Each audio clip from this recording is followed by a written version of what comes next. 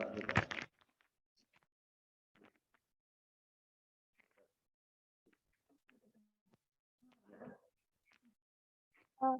Ibu, selamat pagi. Assalamualaikum warahmatullahi wabarakatuh. Apakah suara saya terdengar? Jelas. Mohon maaf karena ada gangguan teknis yang satu suaranya tidak mau muncul, itu saya pindah posisi.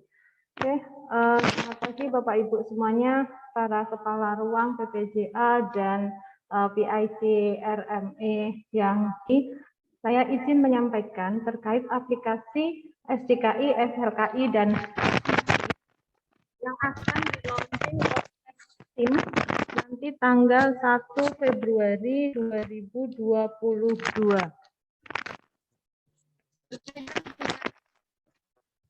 Kita harus menyepahamkan dulu, menyamakan langkah dulu, menyamakan persepsi dulu terkait bagaimana nanti implementasi kita dalam penggunaan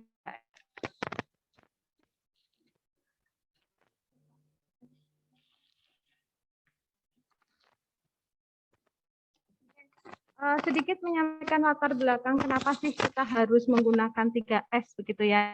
Karena inilah yang sudah disusun oleh PPNI sesuai dengan Undang-Undang Keperawatan Nomor 38 Tahun 2014, karena standar asuhan kita, program pelayanan kita itu ada 3 item, yaitu standar kompetensi, standar asuhan, dan standar kinerja profesional. Salah satu dari itu adalah standar asuhan keperawatan yang harus kita tindak lanjuti pada saat kita memberikan pelayanan kepada pasien. Kita di rumah sakit tidak mungkin lepas dari adanya dokumentasi keperawatan sebagai menjadi tanggung jawab serta tanggung gugat kita dalam memberikan asuhan keperawatan.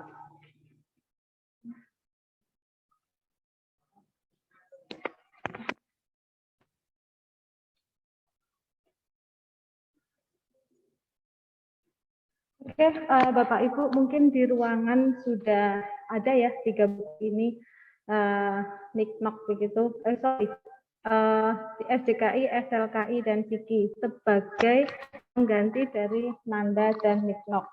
Sehingga dengan adanya dasar yang berubah, pembaharuan sistem keperawatan, sistem informasi keperawatan, RME, RSUP Dr. Karyadi juga akan bergeser sesuai dengan aturan yang diberikan oleh PPNI. Ruangan-ruangan pasti sudah memiliki buku ini dan mungkin nanti Bapak Ibu Kepala Ruang mohon untuk dikeluarkan lagi bukunya yang mudah diakses oleh teman-teman perawat. Pada saat nanti kebingungan mencari diagnosa, luaran, dan ataupun intervensi, bisa membuka buku 3S tersebut.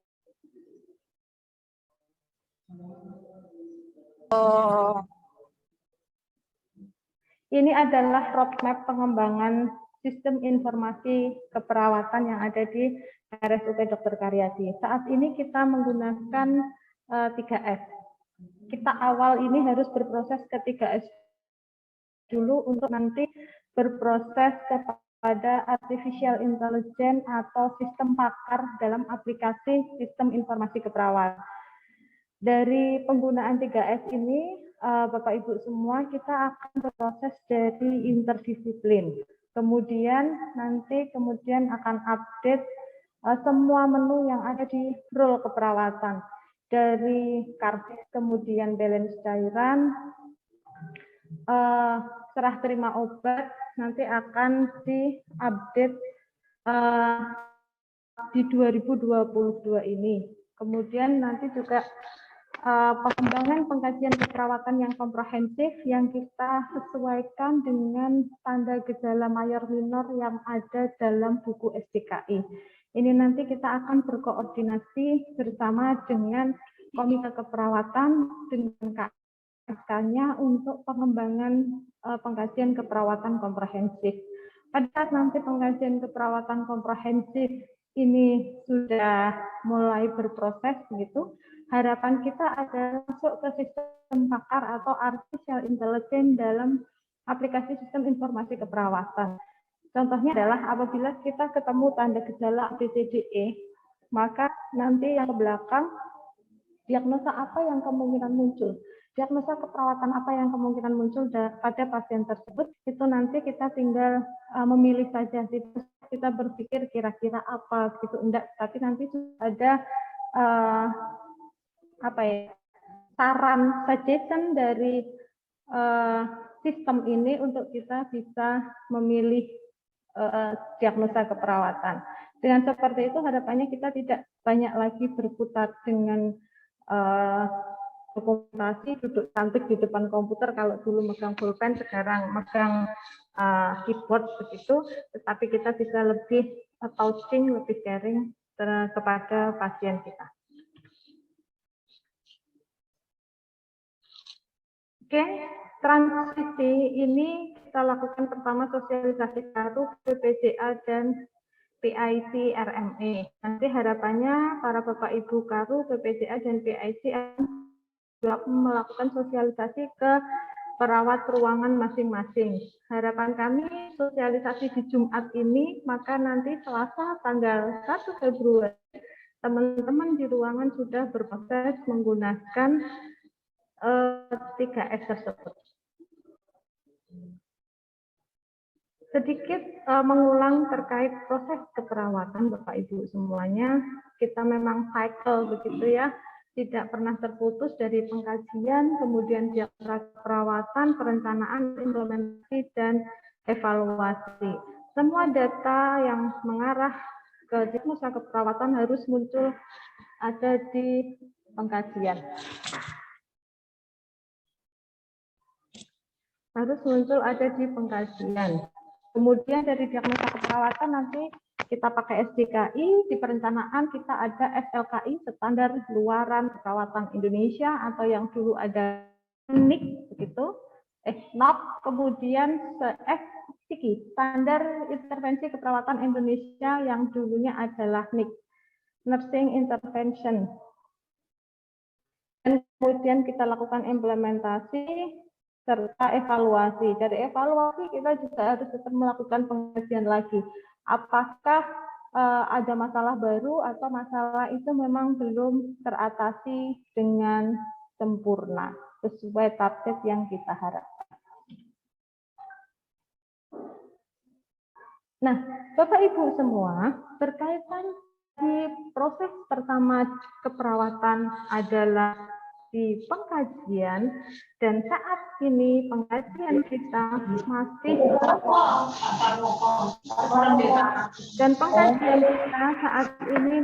belum mengakomodir semua data karena tidak ada pengkajian, belum ada pengkajian per sistem begitu yang nanti di roadmap kita akan berproses ke sana. Untuk sementara pengkajian akan data dari pengkajian ditambahkan dalam informasi tambahan. Gitu ya Bapak Ibu. Jadi misalnya suara nafas, kemudian ataupun informasi lain yang mendukung diagnosa keperawatan yang belum terakomodir oleh pengkajian. Ada suara nafas, misalnya pengukuran JVP, atau mungkin asistensi abdomen, atau mungkin obat-obatan yang dikonsumsi pasien dari rumah, dan mungkin teman-teman di lapangan banyak akan menemukan data-data seperti itu. Dan data-data itu diharapkan untuk bisa nanti mendukung pada saat kita membuat diagnosa keperawatan. Kenapa kita harus menuliskan informasi tambahan? Harapannya adalah kesinambungan data itu tetap terjaga. Kenapa kita bikin diagnosa A? Ternyata di pengkajian, oh datanya ada seperti ini nih yang kita dapatkan dan kita tuliskan di informasi tambahan. Jadi korelasinya seperti itu ya Bapak Ibu. Mungkin akan sedikit, berarti kita kalau ngisi menerima pasien baru akan sedikit lebih lama, ya. Tetapi karena memang inilah yang harus kita lakukan, sehingga data benar-benar terkaji dan pasien bisa mendapatkan haknya untuk dilakukan perawatan seoptimal mungkin. Tadi setelah pengkajian ada sedikit perubahan dan harus kita sepakati bersama, ada di informasi tambahan berisi data-data yang harus kita tuliskan. Maka sekarang kita masuk ke perumusan diagnosa keperawatan dengan menggunakan 3S, SDKI, SLKI, dan PIKI. Ibu semuanya, untuk masuk ke diagnosa perawatan, jalannya masih sama. Kita masuk melalui dashboard interdisiplin, sama seperti pada menu awal yang lalu, begitu ya. Masuk ke interdisiplin, kemudian menu perawat melakukan entry, sama ya, sama seperti yang kemarin. Ini mohon maaf, untuk PPT nanti tetap saya bacakan dan nanti kita live-kan, kita trial begitu ya Bapak Ibu semuanya. Kemudian setelah masuk kepada menu perawat yang ada di indisiplin, maka tampilan akan mulai sedikit berubah. Kita mencari masalah yang sesuai dengan kondisi pasien. Ketiknya tidak usah menulis sendiri, misalnya bersihan jalan nafas tidak efektif, tidak, tetapi kemudian kita tinggal pilih yang ada di bawah ini. Silahkan Bapak Ibu pilih. Kemudian setelah itu, nah disinilah Bapak Ibu sudah mulai harus berproses. Disinilah critical thinking kita harus mulai dijalankan. Dan data-data yang ada pada penyebab gejala mayor minor ini nantilah yang harus ada di informasi tambahan sebagai korelasi atau kesinambungan pengkajian ke diagnosa keperawatan. Di sini ada penyebab. Penyebab itu ada umum, kemudian ada fisiologis, ada psikologis, dan juga ada situasional. Jadi fisiologisnya silahkan dipilih sesuai dengan kondisi pasien. Kemudian situasionalnya, kebetulan kalau yang bersihan jalan nafas ada fisiologis dan situasional ya, karena masing-masing diagnosa nanti akan berbeda. Kemudian setelah situasional, maka yang di bawah ini akan berubah. Mohon dibersani, di sini ada bersihan jalan nafas tidak efektif berhubungan dengan, nah ini penyebab yang kita klik di atas akan muncul di bawah. Gitu nggih? Ini dari penyebab. Jadi kita pilih masalah, kemudian masuk ke penyebab, 4 penyebab dan masing-masing diagnosa itu berbeda. Nanti silahkan disesuaikan dan semuanya akan tersummary, akan terrecord di bawah sebagai diagnosa keperawatan. Setuju ya Bapak Ibu, ini sampai penyebab. Terus ini tadi sudah ada berhubungan dengan, begitu ya. Setelah penyebab, di sisi kanan penyebab ada tanda gejala mayor. Tanda gejala atau gejala dan tanda mayor ini, kalau dari buku SDKI, 80% itu harus terakomodir. Misalnya, ini ada 4, gitu. Karena yang mekonium di jalan bayi, itu kan kita tidak bisa mengeneralisir ke semua pasien. Kalau ada 4, maka 4-4-nya itu harus siklik, harus ada pasien tersebut. Itu untuk tanda gejala mayor. Pada sistem pakar, artificial intelligence yang jadi goal kita di roadmap tadi, ini yang harus kita kembangkan. Jadi nanti tanda gejala itu sudah harus ada di pengkajian awal. Pada saat tanda gejala mayor ini kita klik, maka nanti akan di sini akan gandeng lagi dengan dibuktikan dengan atau ditandai dengan batuk tidak efektif, tidak mampu batuk, sekutum berlebih, wheezing atau bronki. Yang klik atas ini pasti nanti akan turun di bawahnya. Itu untuk tanda gejala mayor. Kemudian untuk tanda gejala minor. Tanda gejala minor ini dipilih untuk menguatkan dalam penegakan diagnosa keperawatan. Akan tercantum juga dalam rumusan. Akan tercantum juga dalam di bawahnya ini diagnosa keperawatan. Di belakangnya tanda gejala mayor. Ya, mungkin kalau pakai zoomnya pakai HP agak dibesarkan. Begitu ya, Ibu, ini dari tanda gejala mayor, minor, dan tadi penyebab. Kemudian ada lagi nih, dari jajaran di bawah masalah tadi, setelah penyebab, tanda gejala mayor, minor, ada kondisi klinis terkait. Ini tidak usah dipilih, ini sebagai kerangka acuan berpikir kita, bahwa pasien kita itu adalah bagian dari ini. Oh, pasienku PPOK. Oh ya, oh pasiennya berarti ternyata aspirasi mekonium. Oh, ternyata pasien itu dengan stroke. Oh, cocok saya pilih jalan nafas tidak efektif. Oke. Kemudian ada faktor resiko. Faktor resiko ini untuk apa? Faktor resiko ini untuk diagnosa risiko, bukan diagnosa yang apa namanya ya, yang aktual gitu ya. Diagnosa risiko. Diagnosa risiko ini pada penyebab gejala mayor minor tidak akan muncul. Mereka akan muncul di kondisi klinis terkait dan faktor risiko. Kondisi klinis terkait, itu tidak dipilih begitu. Makanya acuan kerangka berpikir kita, oh pasienku ini dengan apa ya? Kira-kira sesuai enggak ya diambil dengan diagnosa ini? Oke. Kemudian diagnosa resiko, ini ada faktor resiko.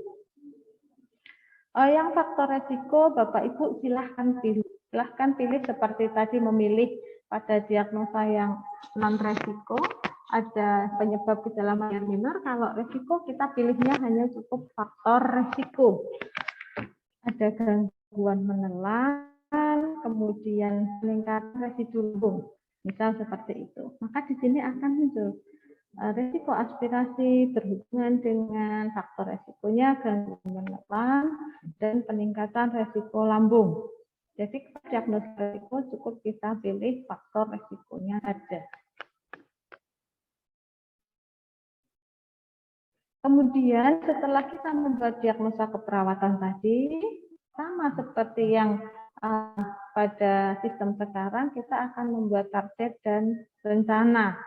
Ini kita pilihnya adalah, kita ketiknya adalah angka, gitu ya. Sesuai dengan yang ada ini, pilihan satuan di belakang dan hari. Silahkan disesuaikan dengan kondisi ruangan dan pasien. Kalau di poli kan nggak mungkin kita bikin target 7 kali 24 jam. Itu ya, sesuai dengan kunjungan pasien COVID.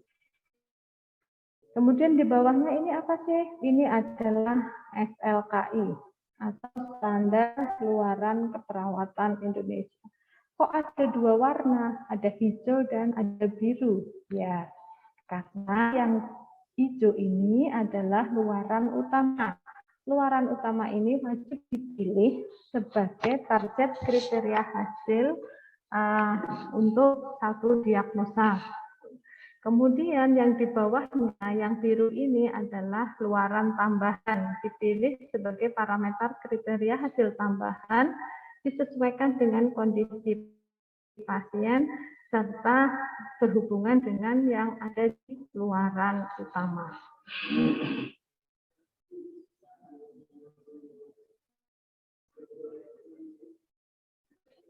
Nah, ini apa gitu ya? Ini adalah kriteria hasilnya SLKI. Bapak Ibu pasti langsung kok akeh banget ya.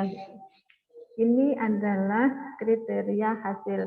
Pada saat tadi kita memilih bersihkan jalan nafas, kemudian ada klik skor kriteria, maka yang akan muncul ini. Yang pertama di sini ada skor kriteria, maaf ini ketutupan gitu ya. Di sini ada skor kriteria, kemudian yang kedua adalah kita pilih kriteria hasilnya. Kita pilih kriteria hasilnya, kemudian kita pilih angka capaian. Kok meningkat menurun meningkat itu bagaimana begitu? Itu disesuaikan dengan kondisi pasien. Misalnya pasien batuk, kemudian masih kondisi fisiknya masih bagus. Oh ini nanti akan mampu batuk efektif, maka kita nilai 5. Misalnya pasiennya kok nafasnya susah, mungkin batuk efektifnya kita tidak mungkin menilai 5. Mungkin kita taruh aja di nilai sedang begitu, karena sesuai dengan kondisi klinisnya dia tidak akan mampu berproses semaksimal mungkin. Itu kita bisa menilainya targetnya menjadi 3 atau menjadi 4, itu diizinkan. Jadi sesuai dengan kondisi pasien. Pastikan ini terisi dengan benar.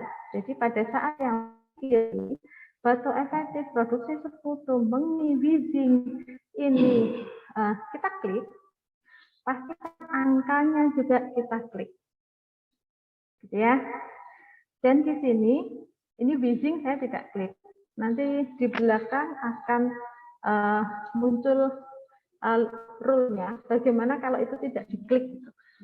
Kalau tidak diklik, dia tidak akan muncul menjadi target kriteria hasil. Setelah semuanya kita klik, maka yang terakhir adalah kita klik pilih yang ada di ini. Nah, ini kan tadi kita pilih. Sudah kita pilih, yang wheezing tadi saya nggak pilih, maka ini akan menjadi 0. 0, gitu ya. Karena batuk efektif meningkat menjadi 5, sekutu menjadi 5, mengi menjadi menurun menjadi 5, kemudian frekuensi nafas membaik menjadi 5. Tetapi wheezing karena kita tidak menuliskan targetnya, maka di sini akan menjadi 0. Kemudian untuk kriteria luaran tambahan, boleh nanti diklik, silahkan. Nanti akan muncul lagi. Itu seperti yang muncul di awal ini. Jadi di skor kriteria ini yang kita klik. Gitu ya Bapak Ibu, sampai ini luaran. Jadi boleh memilih SLKI lebih dari 1, tetapi yang utama yang hijau itu yang wajib kita pilih duluan. Sudah kita membuat luaran atau outcome, maka kita akan bergeser ke intervensi keperawatan. Ada SIKI, Standar Intervensi Keperawatan Indonesia. Sama, kita akan ada hijau dan biru. Artinya juga sama.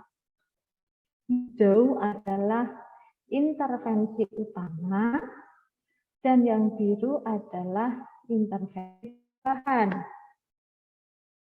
Keterangannya ya di sini, ini wajib dipilih untuk menyelesaikan masalah perawatan yang kita angkat.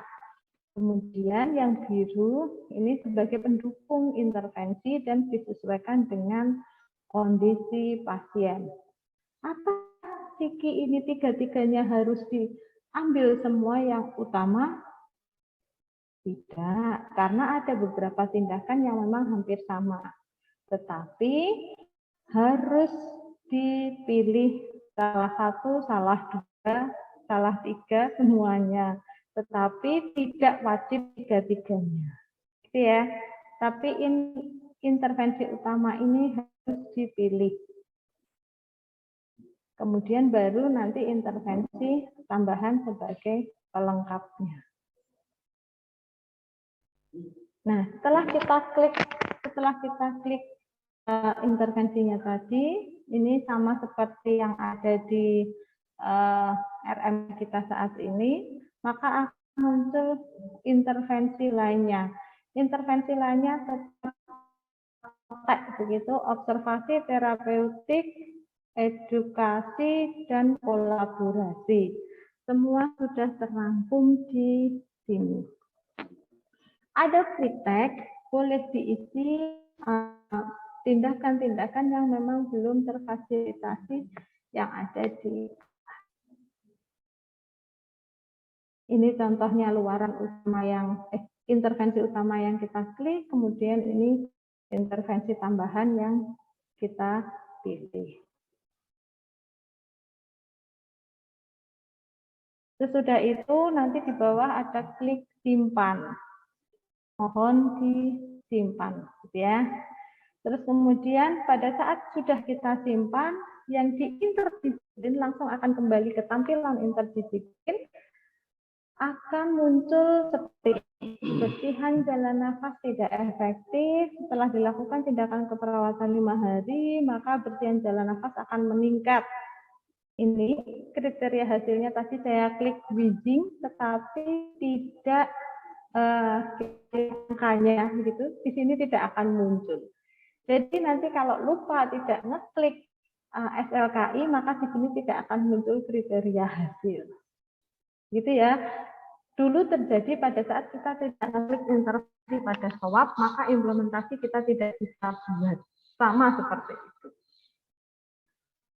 Setelah itu, maka kita bisa langsung implementasi. Jadi ini tidak usah membuat swab di awal, tapi bisa langsung klik implementasi. Maka pada saat kita terima pasien baru, kemudian kita membuat implementasi, pastikan implementasi atau intervensi yang kita pilih itu sesuai dengan kapasitas shift kerja kita. Kita tidak usah milih yang muluk-muluk dan kemudian ternyata bolong tidak mampu laksana. Nanti buatlah swab dan intervensi rencanakan untuk yang di shift selanjutnya. Tetapi yang di shift kita silahkan sesuaikan dengan yang mampu laksana. Misal pasien pagi datang jam 11, buat swabnya sekali atau 2 kali. Teman-teman buat swabnya sekali nanti di akhir shift karena sebagai bagian dari evaluasi. Gitu ya.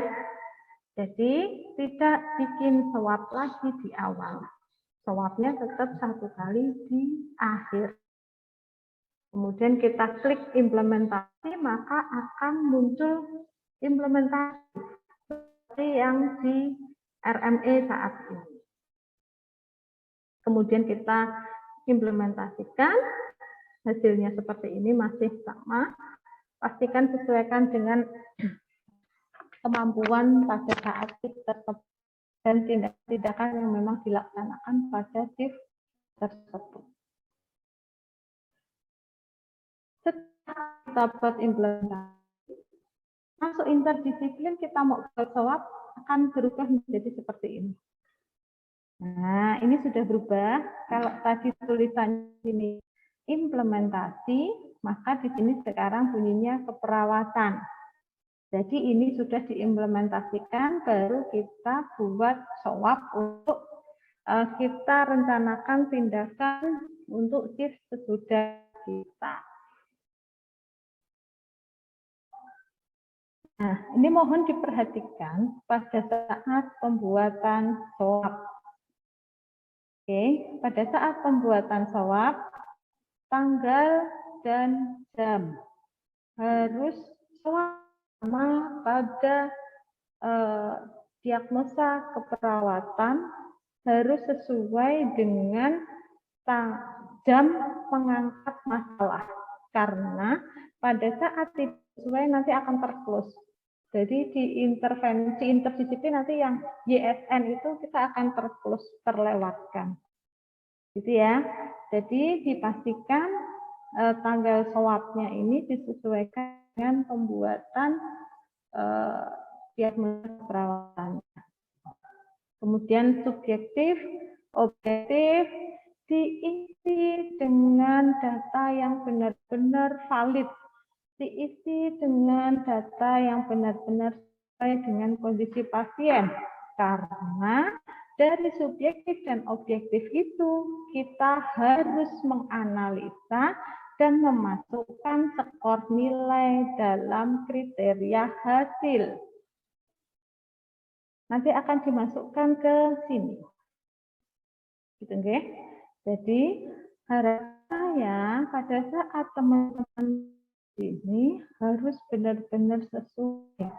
Tidak asal copy paste dan tidak ada perubahan isi. Nanti bingung lagi yang isi di sini. Pada saat kita operkan ke teman selanjutnya, ini batuk efektif pasiennya kok sudah dinilai 4, padahal batuk aja belum bisa. Misal seperti itu. Nanti akan bingungkan pada saat nanti akan melakukan evaluasi akhir. Jadi benar-benar diisi sesuai dengan data real pasien.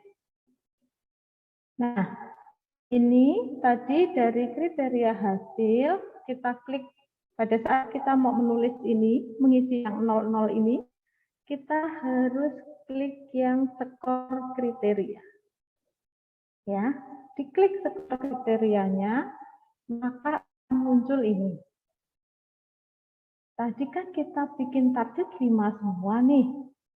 Karena pasien baru masuk jam 11 dan saya swab jam 1, atau mungkin pasien masuk jam 8 saya swab jam 1, saya rasa mungkin masih 1, 2, 2, karena sudah dapat laser, sudah dapat kita sudah ajari batuk efektif dan produksi sekutumnya sudah tidak sebanyak yang tadi, mungkin begitu. Maka kita bisa sesuaikan nilainya ini dengan kondisi pasien sekarang. Dan divalidasi pada saat kita handover bedside. Kan pada saat kita serah terima shift, maka kita pasien. Maka kita cek lagi kondisi pasien. Pada saat kita serah terima asuhan yang di komputer kan, kita bisa lihat, oh pasien itu batuk. Berarti kriterianya biasanya diambil ini. Kita cek nanti, gitu ya. Itu yang harus kita sinambungkan, kita sesuaikan dengan data dan kegiatan kita. Nah, setelah kita isi tadi skor kriteria ini, maka akan muncul di sini.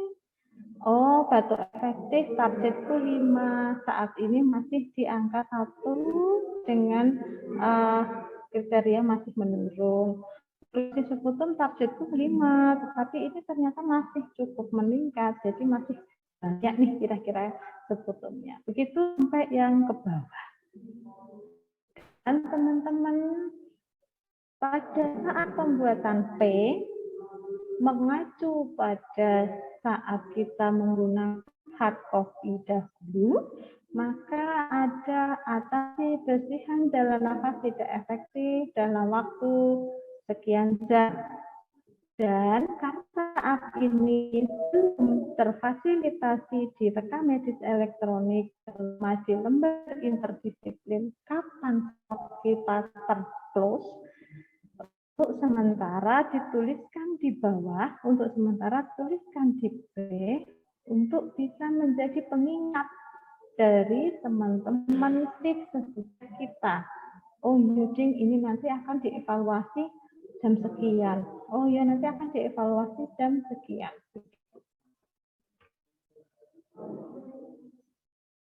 Ini tadi sudah ya, data dalam pembuatan harus real. Saat data real akan memudahkan analisa yang berkesinambungan. Pastikan skor kriteria hasil terisi lengkap. Skor kriteria hasil itu yang kita milih 1 sampai 5 tadi. Gak boleh ada angka 0 atau tidak kita isi.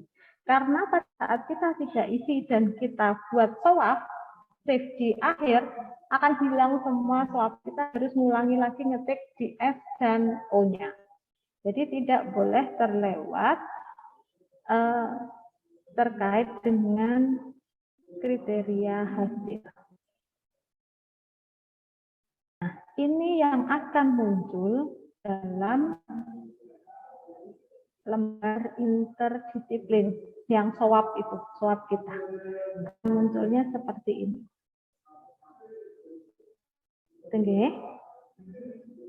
Dan yang akan diintegrasi seperti ini. Jadi target capaian kota itu masih belum bisa muncul. Ini sedang berproses dengan bidang keperawatan tim bagaimana kita memunculkan itu dan seyogianya harus seperti apa. Apakah harus muncul diintegrasi di O ataupun di A-nya. Kita masih harus berproses bersama. Perbedaannya apa sih tadi dari awal sampai akhir kita cerita mengenai bagaimana 3S itu berjalan. Pada saat kita menggunakan versi lama, swab dilakukan di awal. Kriteria hasil belum nampak betul. Kita itu targetnya pasien ini turun panas atau apa itu tidak nampak jelas. Kemudian hasil akhir tidak bisa dengan jelas. Dan pada saat menerima pasien baru dan atau di ruangan-ruangan dengan periode kunjungan yang pendek, swab itu 1-2 kali dilakukan. Ada yang 1 kali, ada yang 2 kali karena sergap. Saya harus di swab memunculkan intervensi, di swab kedua saya harus mengevaluasi. Ada yang nggak nyampe 1 itu sudah alhamdulillah gitu ya kondisi sekarang. Tetapi pada di 3S ini swab dibuat sebagai bagian dari evaluasi, baik formatif maupun sumatif, dan kriteria hasilnya akan terukur.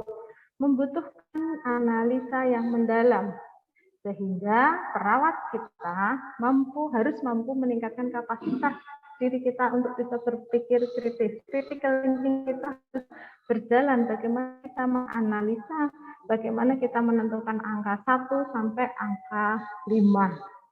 Mungkin teman-teman yang fresh graduate, teman-teman yang masih habis sekolah sudah mulai terpapar dan sudah kenal dengan STKIS akan lebih mudah pahamannya. Dan yang lain mari berproses bersama. Saya yakin Bapak Ibu pasti mampu untuk berproses bersama untuk meningkatkan kapasitas diri kita. Terima kasih, itu dari PPT saya. Kita lanjutkan untuk live. Saya live-kan gitu ya, saya coba buat biar nanti agak sedikit jelas.